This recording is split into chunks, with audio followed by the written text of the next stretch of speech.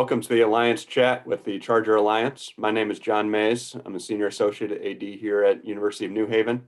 And today we are going to continue the conversation on the topic of Black Lives Matter. This time we are going to get the perspective from a young Black male. That person happens to be Nyshere Woodson, who's a senior on our Chargers football team, who's joining me here today. Nyshere, why don't you introduce yourself here and share a little bit about you and kind of what your senior year has been like with COVID affecting your senior season and everything else. Thank you, John. Hello, everyone. My name is Nyshere Woodson. I'm a senior finance major, and I'm also a member of the football team.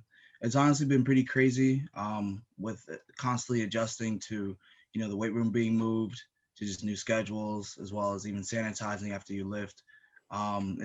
It's definitely been challenging, but it's making me grow as a person and really showing our character as a team too. And you guys are now able to at least get a little bit closer to full practices. I know they're not entirely full, but that's got to be a step in the right direction and make you guys feel like you're a full team again, right? Yeah, definitely. I mean, it's small drills and stuff like that now, but it's just good to get the camaraderie and like see your teammates every once in a while now. Absolutely. Step in the right direction. So Yeah. uh, the first thing that I want to talk about, is in relation to your role on the football team, and because it is one of our more diverse teams here that we have on our campus, I want to talk about the topic of allyship, right? And having a team made up of young Black men, white men.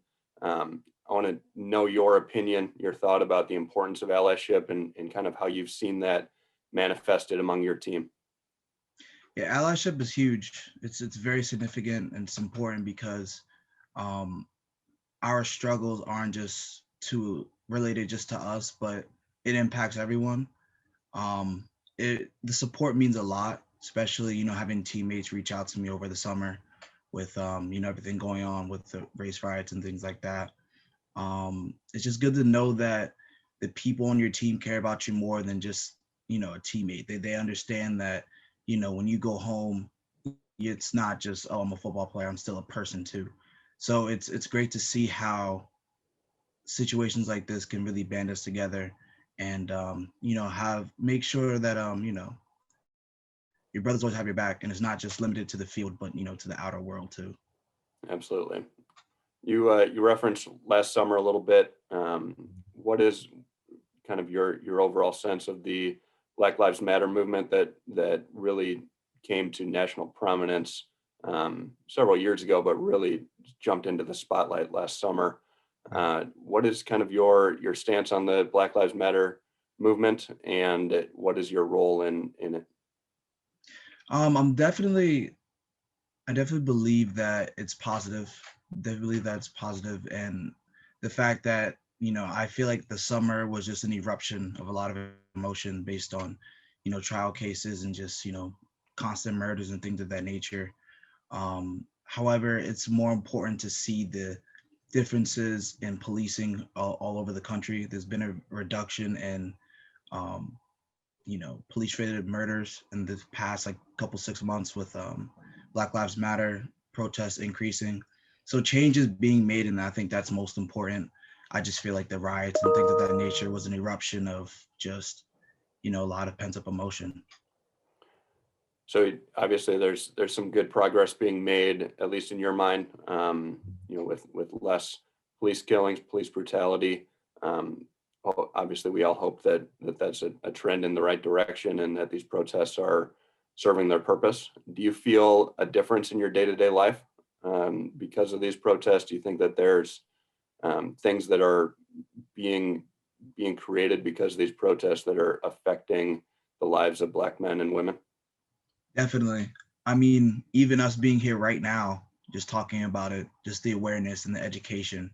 I feel like ignorance was a big factor in a lot of people supporting having certain views of African Americans all over the world, and it's just really big that the fact that people are aware of this now, and now that they know that there's an issue, it's easier to identify it, easier to educate people, And I really feel like the future is bright because of the current awareness now.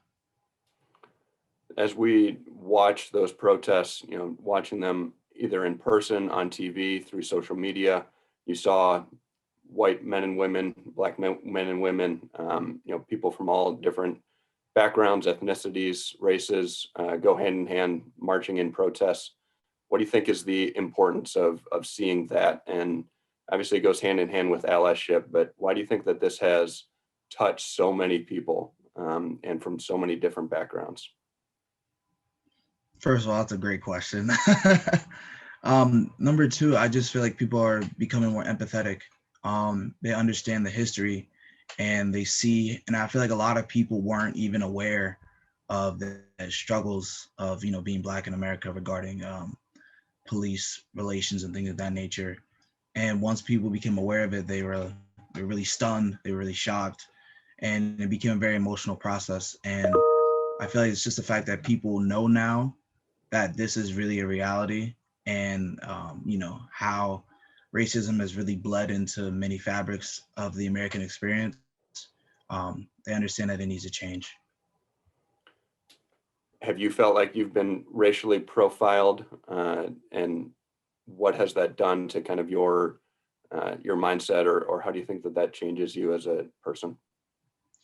For the most part, I've definitely been profiled many times, but it's just something that you get used to. I hate to say it like that, but you have to understand your surroundings, to be honest, because you can go to certain parts of America, certain parts of some states, and you understand you will get profiled more. So it is kind of like walking on eggshells at times because you don't want to fall into certain stereotypes, because once you fall into certain stereotypes, people can take you as more aggressive or put you in a box. And once they put you in a box, sometimes it's hard to escape. So it's just important to understand where you are environmentally and just to stay on your P's and Q's.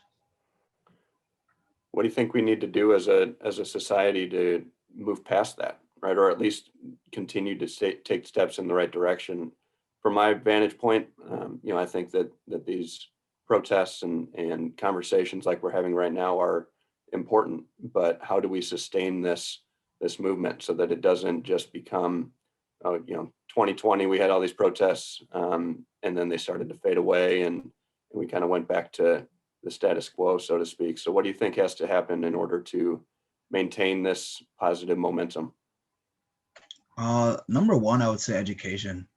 Education is huge. Um, People have to become aware of microaggressions. People have to become aware of flaws in our current culture and things of that nature. Once we can change our status quo and the standard of how people are acting, it can be really something great. And this racial disparity between Black people and white people in America can eventually go away. But it's all about how our current generation takes this message and moves it forward, and how we raise our kids and things of that nature. Yeah, absolutely. How do you think that, obviously social media is a huge factor in today's society across all different industries and all different, um, you know, day-to-day life, really. Social media changes everything. So how do you think that social media does currently and will continue to play a role in this movement? I mean, social media is like the biggest soapbox out there. Anything you want to say, you can say to 10 million people in a third of a second. So I mean, it's important that we're getting the right message out, because with so many people having access to it, so many different messages can get out. But I think it's important that we spread the right awareness to things, and we just keep the conversation open and we keep it non-judgmental, and we allow people to just ask questions, because this is really new to a lot of people. So just keep the floor open. Are you active on social media? Scale of 1 to 10, I'll say like 6 maybe. Okay. So how do you use your own social media profiles to advance this movement, or do you kind of stay away from the topic? What's your personal stance on that? I definitely show support and things of that nature, but I'm not a big fan of like, just posting a black square and then like that's the end of it. I donate personally to, certain like funds and things of that nature. I'm not gonna lie to you. I'm not a fan of the riots. I don't think the riots were 100% correct in my opinion, because a lot of black owned businesses and Latino owned businesses and things of that nature were destroyed. And you know, I think I personally will spread awareness about funding and other movements and things like that that's going around the world right now.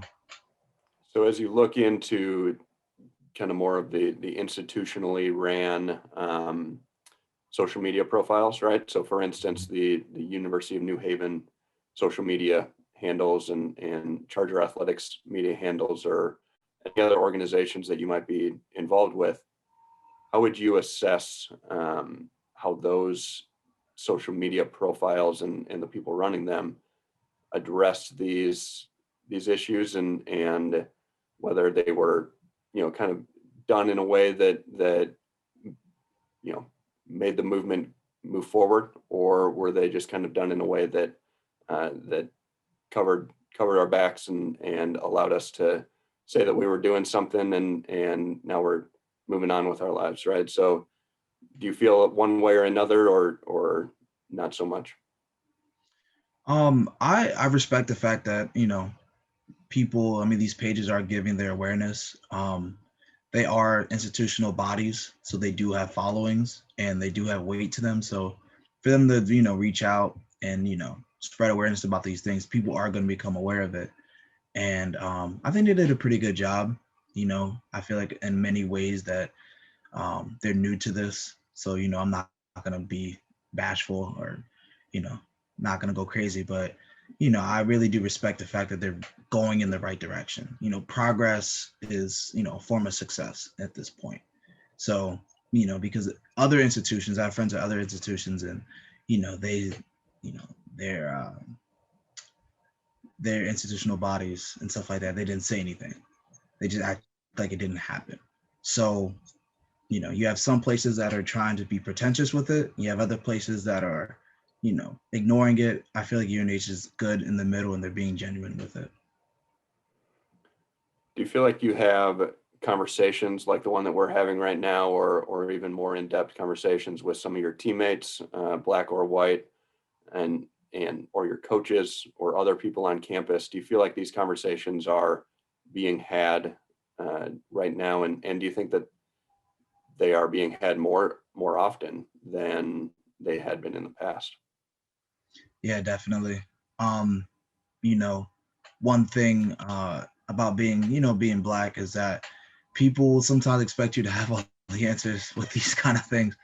And I definitely am having more of these type of conversations with people.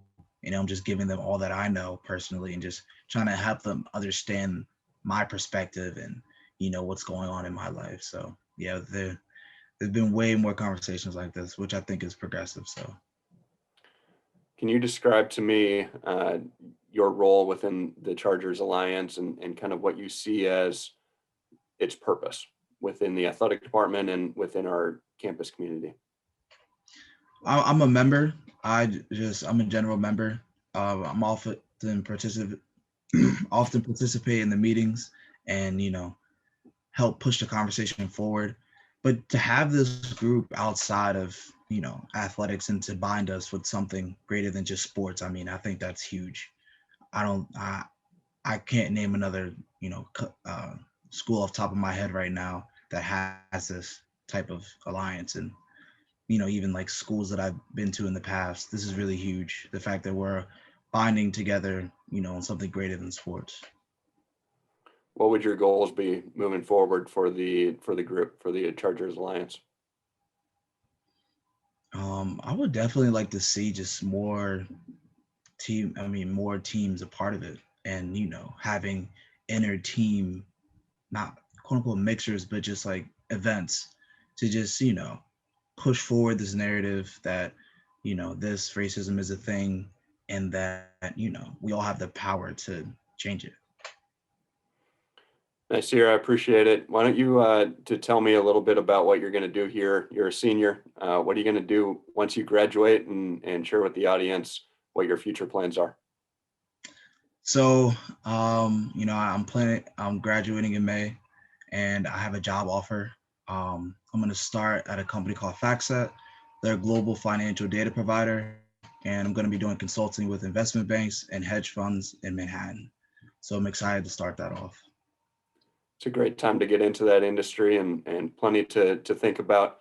I did hear a rumor that you've recently published an article on the topic, obviously the widely spread topic of GameStop and other stocks that raised quite a ruckus on social media. So we'll have to post that to our social media accounts and let our followers check that out. But is there anything else that you'd like to add today to advance the conversation further?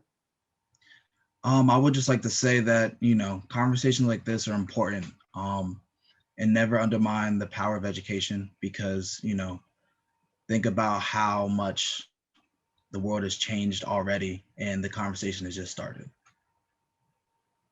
Fantastic. I want to thank you and behalf of the Charger Nation. Thank you for joining us today, having this conversation, sharing your thoughts and experiences on the Black Lives Matter movement.